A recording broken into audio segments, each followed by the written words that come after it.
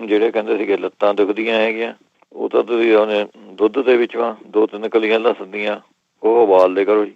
ਉਹ ਤੁਸੀਂ ਉਹਨੇ ਦੁੱਧ ਪੀ ਲਿਆ, ਵਧੀਆ ਚੀਜ਼ ਰਹੂਗੀ ਇਹ। ਜਾਂ ਫਿਰ ਨਹੀਂ ਤੁਸੀਂ ਇਹਦੇ ਵਿੱਚ ਮਾਲਿਸ਼ ਕਰ ਸਕਦੇ ਹੈਗੇ। ਇਹਦੇ ਲਸਣ ਦਾ ਤੇਲ ਬਣਾ ਲਓ ਤੁਸੀਂ। 250 ਗ੍ਰਾਮ ਤੁਸੀਂ ਸਰੋਂ ਦਾ ਤੇਲ ਲੈ ਲਓ।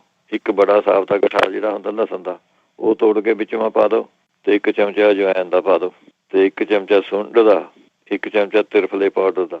ਇਹ ਐਨ ਉਬਾਲ ਕੇ ਉਹਨੂੰ ਚੰਗੀ ਤਰ੍ਹਾਂ, ਜਾਂ ਲਸਣ ਤੈਰ ਕੇ ਉੱਪਰ ਆ ਜਾਵੇ, ਉਹ ਤੇਲ ਦੀ ਤੁਸੀਂ ਮਾਲਿਸ਼ ਕਰ ਸਕਦੇ ਹੈਗੇ। ਇਹ ਵਧੀਆ ਚੀਜ਼ ਰਹੂਗੀ ਤੁਹਾਨੂੰ। ਇਹਦੇ ਵਿੱਚ ਫਿਰ ਤੁਸੀਂ ਸੰਗਤਰਾ, ਅਮਰੂਦ, ਨਿੰਬੂ, ਔਲਾ ਇਹੋ ਜਿਹੀਆਂ ਚੀਜ਼ਾਂ ਜ਼ਿਆਦਾ ਖਾ ਸਕਦੇ ਹੈਗੇ ਇਹਦੇ ਵਿੱਚ।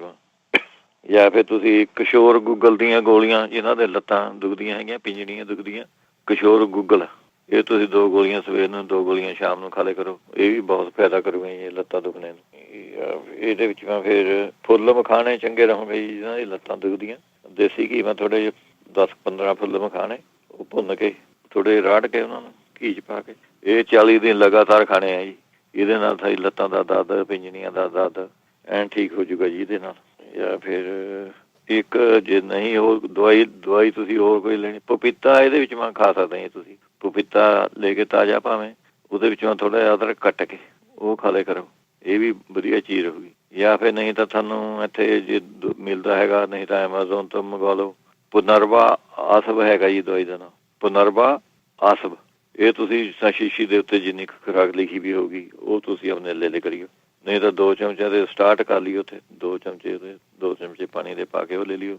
ਬਾਕੀ ਨਹੀਂ ਜਿਸ ਤਰ੍ਹਾਂ ਉਹਦੇ ਬੋਤਲ 'ਤੇ ਲਿਖਿਆ ਹੋਊਗਾ ਉਸ ਤਰ੍ਹਾਂ ਤੁਸੀਂ ਆਪਣੇ ਲੈ ਲਿਓ। ਜਿਹੜੇ ਕਹਿੰਦੇ ਸੀਗੇ ਲੱਤਾਂ ਦੁਖਦੀਆਂ ਹੈਗੀਆਂ, ਉਹ ਤਾਂ ਤੁਸੀਂ ਉਹਨੇ ਦੁੱਧ ਦੇ ਵਿੱਚੋਂ 2-3 ਕਲੀਆਂ ਲਸਣ ਦੀਆਂ ਉਹ ਉਬਾਲਦੇ ਕਰੋ ਜੀ। ਉਹ ਤੁਸੀਂ ਉਹਨੇ ਦੁੱਧ ਪੀ ਲਿਆ, ਵਧੀਆ ਚੀਜ਼ ਰਹੂਗੀ ਇਹ। ਜਾਂ ਫਿਰ ਨਹੀਂ ਤੁਸੀਂ ਇਹਦੇ ਵਿੱਚ ਮਾਲਿਸ਼ ਕਰ ਸਕਦੇ ਹੈਗੇ। ਇਹਦੇ ਲਸਣ ਦਾ ਤੇਲ ਬਣਾ ਲਓ ਤੁਸੀਂ। 250 ਗ੍ਰਾਮ ਤੁਸੀਂ ਸਰੋਂ ਦਾ ਤੇਲ ਲੈ ਲਓ। ਇੱਕ ਬੜਾ ਸਾਬਤਾ ਗਠਾਲ ਜਿਹੜਾ ਹੁੰਦਾ ਲਸਣ ਦਾ, ਉਹ ਤੋੜ ਕੇ ਵਿੱਚੋਂ ਪਾ ਦਿਓ ਅਤੇ 1 ਚਮਚਾ ਅਜਵਾਇਣ ਦਾ ਪਾ ਦਿਓ ਅਤੇ 1 ਚਮਚਾ ਸੁੰਢ ਦਾ, 1 ਚਮਚਾ ਤਿਰਫਲੇ ਪਾਊਡਰ ਦਾ। ਇਹ ਐਨ ਉਬਾਲ ਕੇ ਉਹਨੂੰ ਚੰਗੀ ਤਰ੍ਹਾਂ, ਜਾਂ ਲਸਣ ਤੈਰ ਕੇ ਉੱਪਰ ਆ ਜਾਵੇ, ਉਹ ਤੇਲ ਦੀ ਤੁਸੀਂ ਮਾਲਿਸ਼ ਕਰ ਸਕਦੇ ਹੈਗੇ। ਇਹ ਵਧੀਆ ਚੀਜ਼ ਰਹੂਗੀ ਤੁਹਾਨੂੰ। ਇਹਦੇ ਵਿੱਚ ਫਿਰ ਤੁਸੀਂ ਸੰਗਤਰਾ, ਅਮਰੂਦ, ਨਿੰਬੂ, ਔਲਾ ਇਹੋ ਜਿਹੀਆਂ ਚੀਜ਼ਾਂ ਜ਼ਿਆਦਾ ਖਾ ਸਕਦੇ ਹੈਗੇ ਇਹਦੇ ਵਿੱਚ।